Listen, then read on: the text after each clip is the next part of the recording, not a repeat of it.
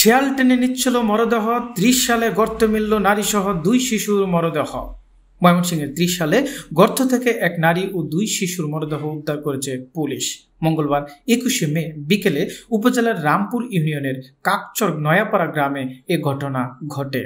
Police ও এলাকাবাসী জানায়, মঙ্গলবার দুপুরের দিকে গর্ত থেকে এক শিশুর মরদেহ টেনে বের করে শেয়াল।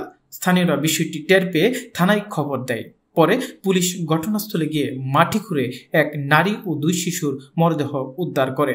লাশগুলো বেশ কয়েকদিন আগে মাটি চাপা দেওয়া হয়েছে বলে ধারণা করা হচ্ছে। ওই নারীর বয়স আনুমানিক 35 আর 2টি শিশুর বয়স যথাক্রমে 3 ও 5 বছর হতে পারে। ময়মনসিংহের অতিরিক্ত police super crime and of Shamim Hossain জানায়, আজকে আমরা 5 নং রামপুর কাকচর গ্রামে একটা তথ্য পাই, আমাদের ভারপ্রাপ্ত কর্মকর্তা পায় যে একটা ডেড বডি। তো সেই ইনফরমেশনের ভিত্তিতে ভারপ্রাপ্ত কর্মকর্তা তার টিম নিয়ে হাজির হয়। গিয়ে দেখা যায় যে 2টা বাচ্চার লাশ আর একটা মহিলার লাশ গর্তের মধ্যে ছিল।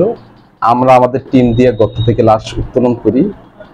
লাশটা হাইলি ডিকম্পোজড ছিল, আমরা ডেড বডি আইডেন্টিফাই করতে পারি নাই। পরবর্তীতে আমরা পিবিআইকে ডাকছি, অন্যান্য যেই স্পেশালাইজড যে ফোর্স আছে তাদেরকে ডাকছি। আমরা ডিএনএ স্যাম্পল নিচ্ছি, সুরতাল করছি, মেডিকেলে পাঠাইছি। আমরা ডিএনএ পাওয়ার পর আমরা ম্যাচ করতে পারবো যে এটা কার লাশ, এবং যে লাশগুলো পাওয়া গেছে এটার সাথে যে ভিকটিম যার মহিলা পাওয়া গেছে তার সাথে এই 2টা বাচ্চার কি সম্পর্ক, এইটা আমরা ম্যাচ করলে আমরা এটা ক্লিয়ার হতে পারবো।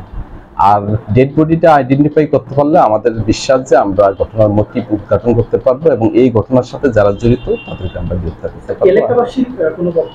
এলাকাবাসীর সাথে আমরা কথা বলছি, তারা লাশ আইডেন্টিফাই করতে পারে নাই।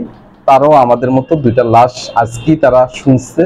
বাচ্চারা যখন খেলতেছিল তখন একটা হাত পাইছে, এই হাত থেকেই পরবর্তীতে আমাদেরকে খবর দিছে। এই হাতের সূত্র ধরেই আমরা গেছি, গিয়ে দেখছি যে হয়তো কুকুর অথবা শিয়ালে ওই ডেড বডি থেকে, বাচ্চার ডেড বডি থেকে হাতটাকে আলাদা করে নিয়ে গেছিল।